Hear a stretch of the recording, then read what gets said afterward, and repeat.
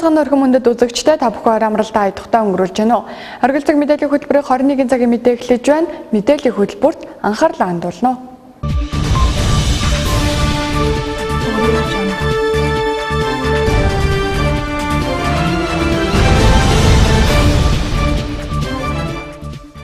Европын сэргээн босгол төвчлийн банктай Орхон аймаг хамтарч ажиллах санал тавьсны дагуу өнөөдөр тус банкны төлөөлөлд Орхон аймагт ажиллаа. Тэрээр хамтын ажиллагааны хүрээнд төсөл хэрэгжүүлэх газар болоод бодит байдлыг судалж танилцсан юм. Тус банкны хувьд бусад орнуудад хэрэгжүүлсэн төслүүдтэй ижил туршлагатай төслүүд байна гэдгийг онцолсон юм. Орхон аймагт жил бүр үер усны гамшиг болж олон айл гэр малчин өрхүүд өртөөд зогсохгүй хүний алтан амьч алдагдсан хэд хэдэн тохиолдол бий. Тиймээс жил бүр баг багаар хөрөнгө төсөвлөж үерийн далан шинээр барьж байна.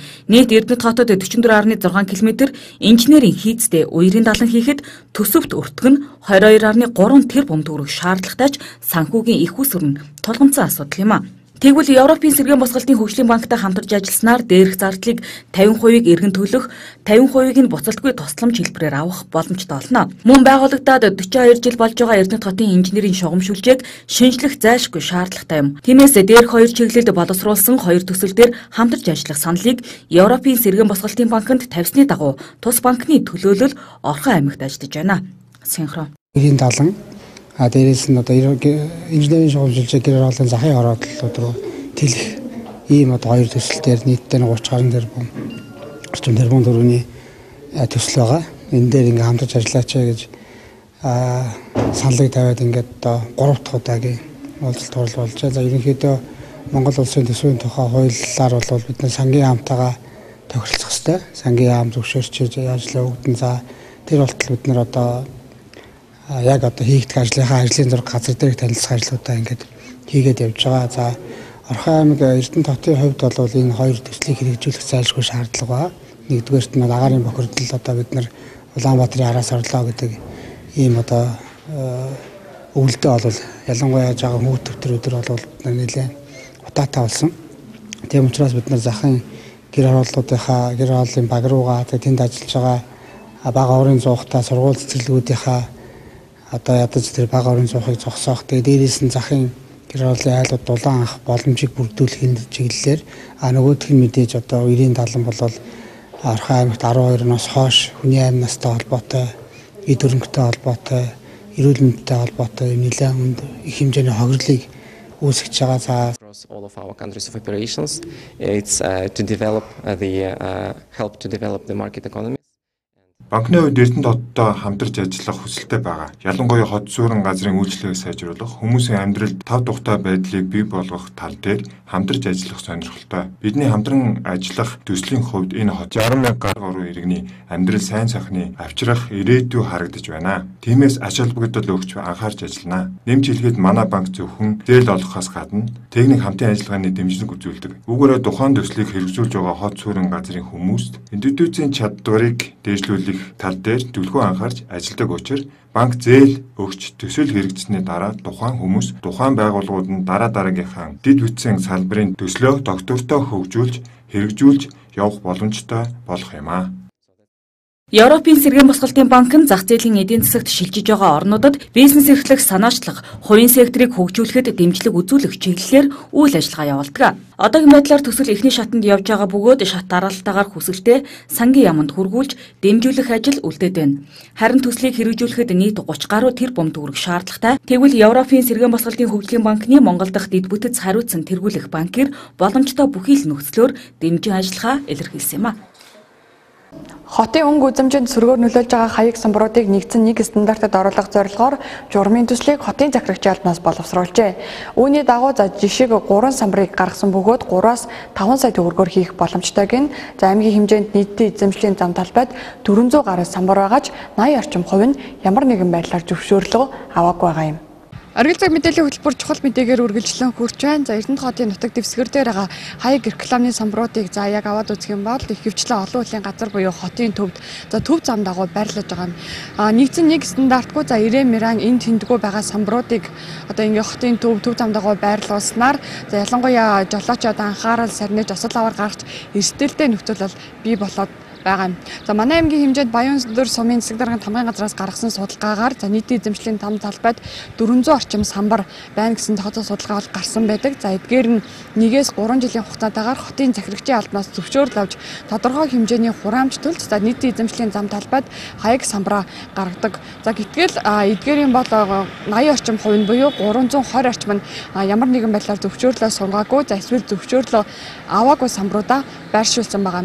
За тиймээс яг энэ дээр бас тодорхой зохицуулалт гаргаж норм дүрмээ мөрдөж за стандартын дагуух одоо нэг стандартад оруулсан хаяг самбарыг байршуулж тодорхой хэмжээнд хотын өнгө үзэмжиндээс эерэг нөлөө үзүүлэх шаардлага байгаа юм. Одоо Эрдэнэт хот доторх одоо нийтийн эзэмшлийн талбай дээр хаяг тэгээд байршил сурчлагын самбаруудын нэг журам бол 2012 онд бол батлагдсан байдаг. Энэ журмын хэрэгжилтийг ер нь сайжруулах зорилгоор бол одоо нийт аж ахуйн нэгжийн дунд хилцүүлэг явагдаж байгаа.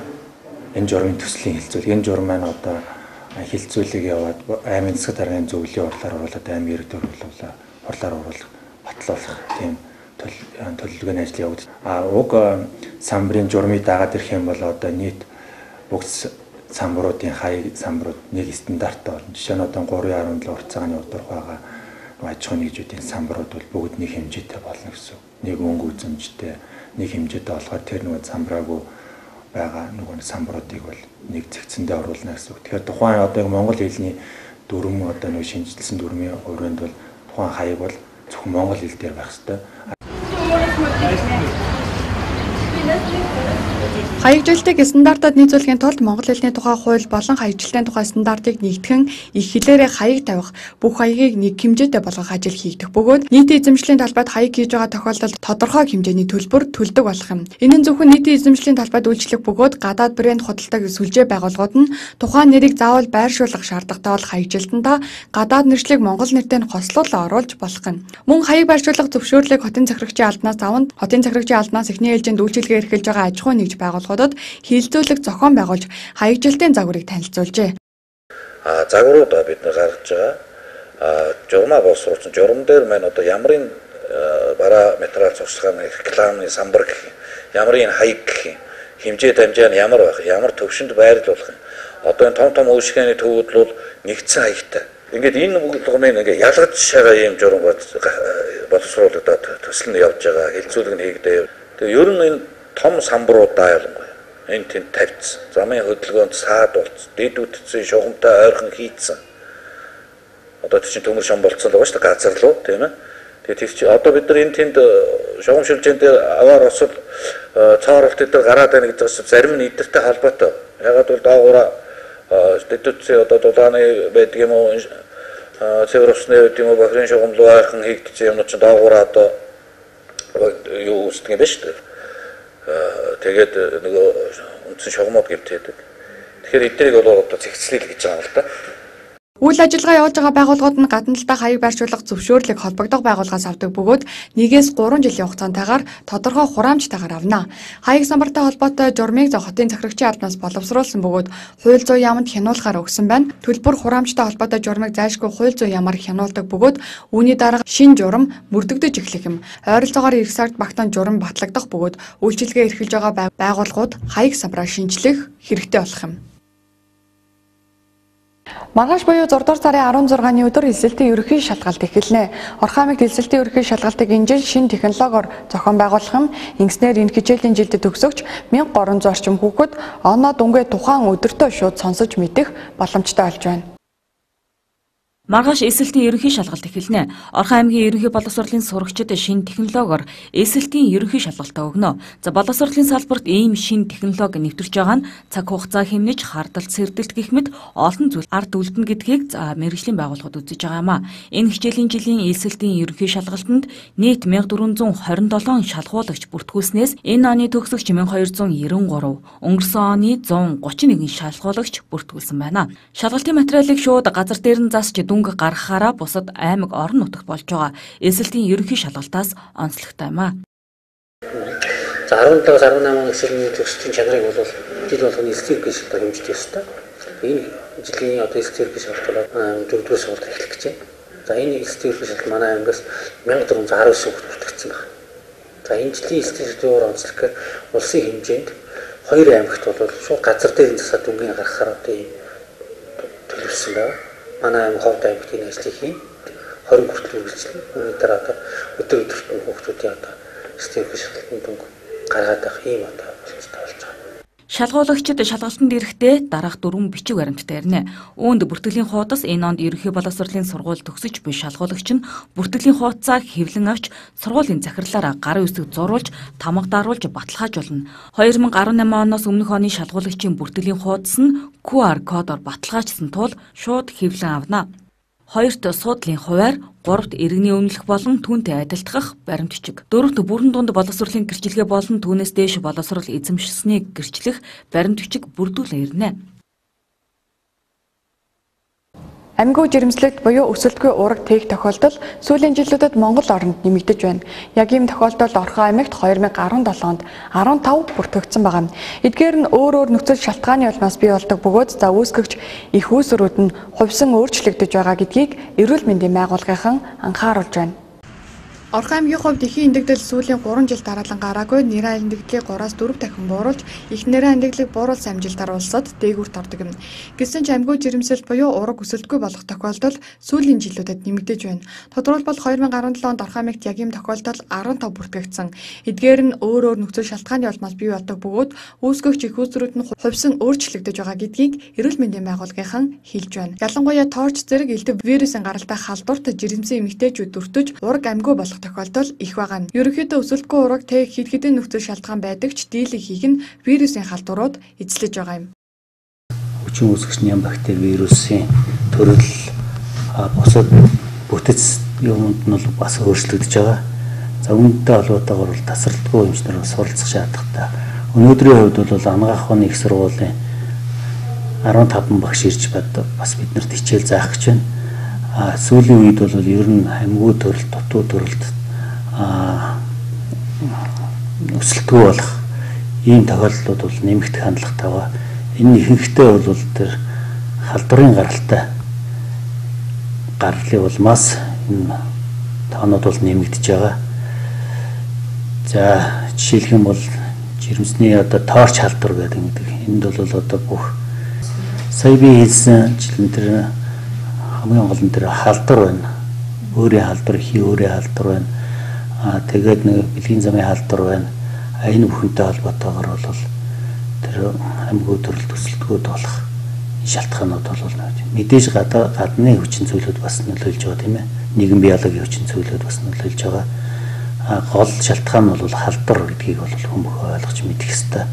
Манай оронд сүүлийн 2-3 жилд энэ төрлийн халдварын шинжилгээ онцлогоо хийгдэж байгаа хэдий ч иргэд эндлийн мэдээлэл хангалтгүй байгаа юм. Золболт өсөлтгүй жирэмсэн ургийн бүгдөрлийн гажигууд болон ургийн эндэгдлийн шалтгаанаар амьдарч байгаа орчин болон агаарын бохирдол, хоол хүнсний баталгаагүй байдал, стресс зэрэг олон хүчин зүйлтэй холбоотой байхаас гадна ургийн халдвараас үүсэж байгааг олон улсын эрдэмтэн судлаачид тогтоогод байгаа юм. Ургийн халдвар гэдэг нь төрхөөс өмнө болоод төрөх үед ихээс халдвар авч өвчлөхийг эхийн умаад авсан халдвар буюу ургийн халдвар гэдэг юм. Тиймээс эмэгтэйчүүд ч мөн ялгаагүй өөрсдийн эрүүл мэндэд анхаарлаа хандуулах шаардлагатай гэдгийг эрүүл мэндийн байгууллагаас анхааруулж байгаа юм.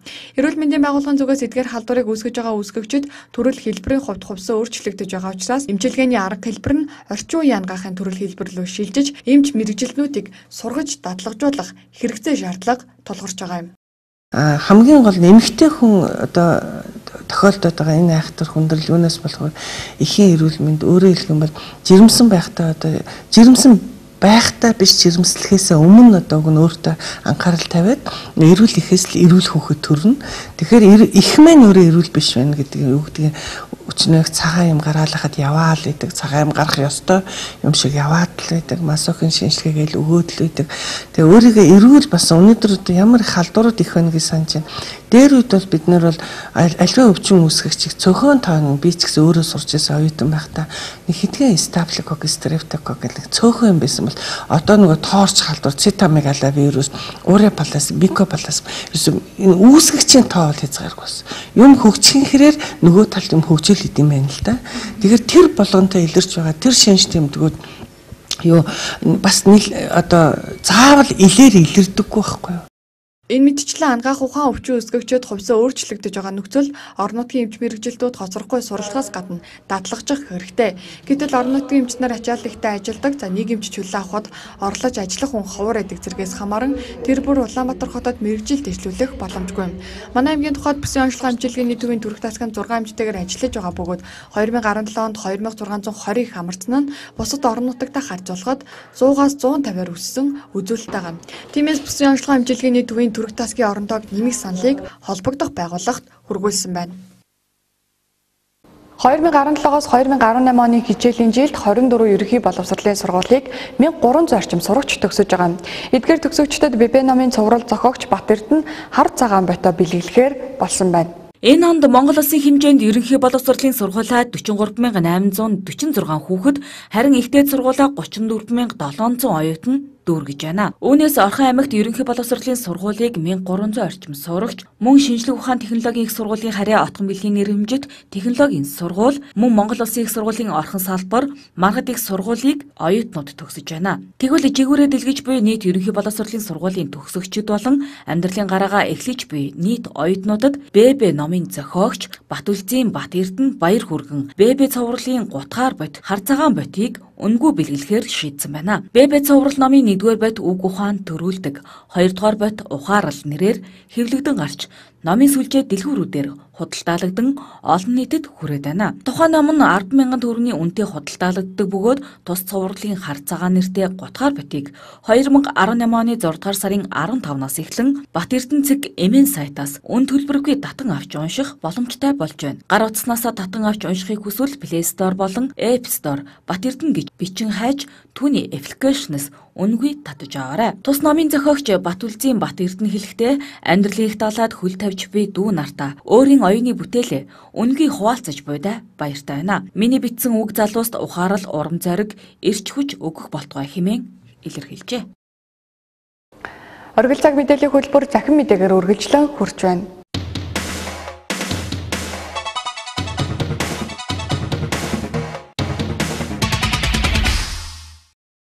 Дэлхийн аварга шалгаруулах тэмцээн 2018 Спартак цэнгэлдэх Москва.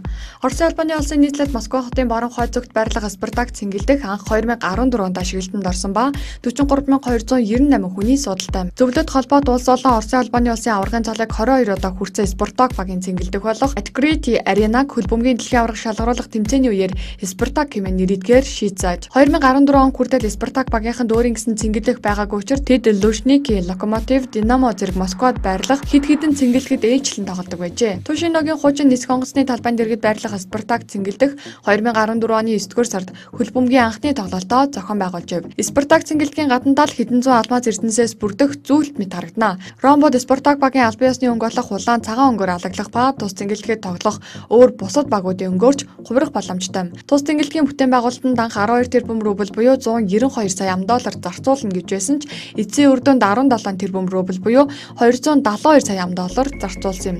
Энд 6 дугаар сарын 16-нд Аргентин, Исланд, 6 дугаар сарын 19-нд Польш, Сенегал, 6 дугаар сарын 23-нд Бельги, Тунис, 6 дугаар сарын 27-нд Серб, Бразил зэрэг багуудын хэсгийн тоглолтууд болж өнгөрөх юм.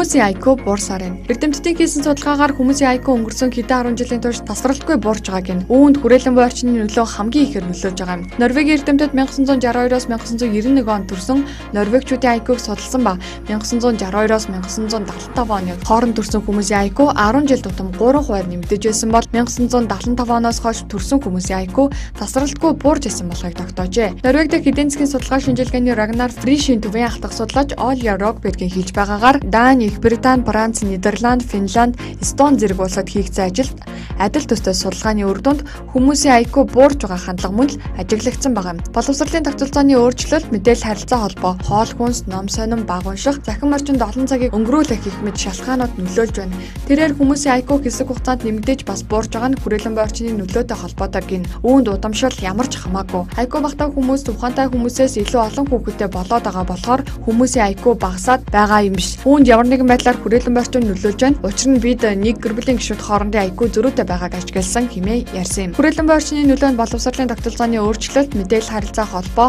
хоол хүнс, ном сонин баг унших, захин орчинд олон цагийг өнгөрүүлэх гэх мэт шалтгаанууд багтаж байна.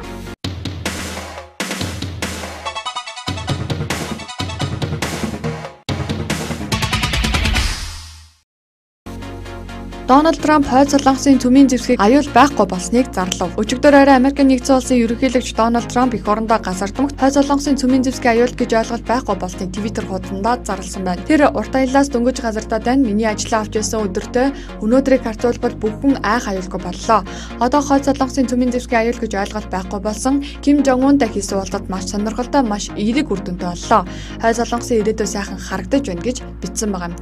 Трамп уулзалтын дараа өмнөд солонгостой хамтарсан цэргийн сургуультуудад зогсоож байгаагаа мэдэгдсэн нь Сөүл, Токиогийн холбоотнуудад гинти явдал болсон юм. Вашингтоны цэрэг зэвсгийн нөмөрт аюулгүй байдлаа хангадаг эдгээр улсуудын хувьд Солонгосын хогт болсон байлдааны хамтарсан сургуультууд чухал ач холбогдолтой. Нутаг нутгийн зүг жолоодцтой удирдагчдыг өөр нөхцөл байдал өгтөж байна. Хойд Солонгосын төв хэвлэл Сингапурын уулзалтанд Ким Жонг Уныг ялсан хэмээн баяртайгаар зарласан бол Америкийн нэгдсэн улсын улс төрчид Трампыг хойд Солонгост хит их буулт гэсэн гэж сэжиглэцгээж байгаа юм. Одоо Трамп Конгрессийн гишүүдэд Ким Жонг Унтай ямар нөхцлөөр тохиролцсон тухайга тайлбарлах хэрэгтэй болж байна. Америкийн нэгдсэн улсын төрийн департаментийн уулзалтын үр дүнгийн талаар өмнөд Солонгос, Японы талуудад тайлбар хийж байгаагаа зарласан.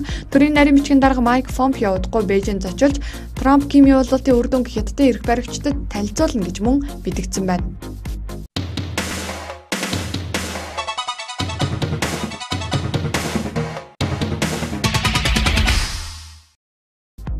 Facebook алдаа гаргаж 14 сая хэрэглэгчийн хувийн постыг нийтэд ил тавьжээ. Программын алдааны улмаас 14 сая хэрэглэгчийн хувийн зорилготой постыг ил гаргасан байснаа Facebook компани өчигдөр зарласан байна. Энэ алдаа 5 дугаар сард гарч 10 өдрийн турш үргэлжилсэн байна. Тодорхойлбол 5 дугаар сарын 18-наас 27-ны хооронд энэ явдал болсон юм. Хэрэглэгч ямар нэг агуулгыг тусвэжээд нийтдээ privacy setting тохируулдаг, нийтэлсэн зүйл нь хинт харагдах эсгүйг зааж өгнө гэсэн үг юм. Тухайлбал өөрөөс нь өөр хүн үзэхэргүй байхаар эсвэл зөвхөн найз нартай үзүүлэхээр мөн хин дуртаад нь харагдах нийтэд нээлттэй хэлбэрээр тохируулдаг. Тэгвэл дээрх тохиолдолд нийтэд нээлттэй гаргах зорилгогүй агуулгыг нь Facebook хин дуртай нь үзэж болохоор ил гаргасан гэсэн үг юм. Өнөөдрөөс эхлээ уг алдаанд өртсөн хэрэглэгчтэй Facebook гаруутснаас десктоп компьютероос орж байгаагаас нь өвлөхмаар Please review your post гэсэн гарчигтай мэдээлэл хүргэх юм. Үүнд аль постууд нь олон нийтэд задарсан болохыг жагсааж харуулхажээ.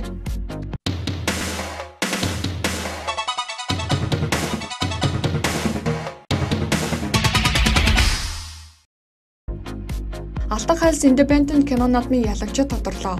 Энэ жил Алтан хайлс Independent кино наадам 6 дугаар сарын 8-нд ялагчтай зарлаа аль биесээр хаалтаа хийсэн.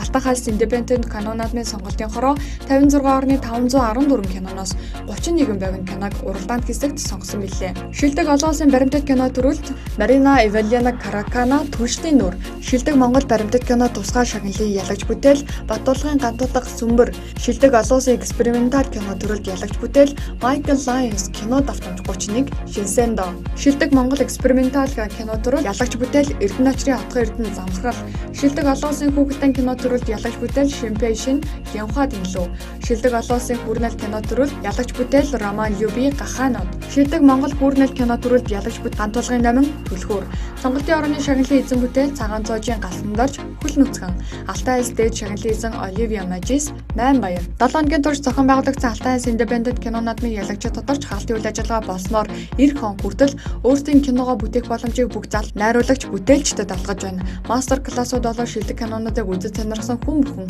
өөрсдийн киногоо хийх санаа оноо туршлага олж авсан юм.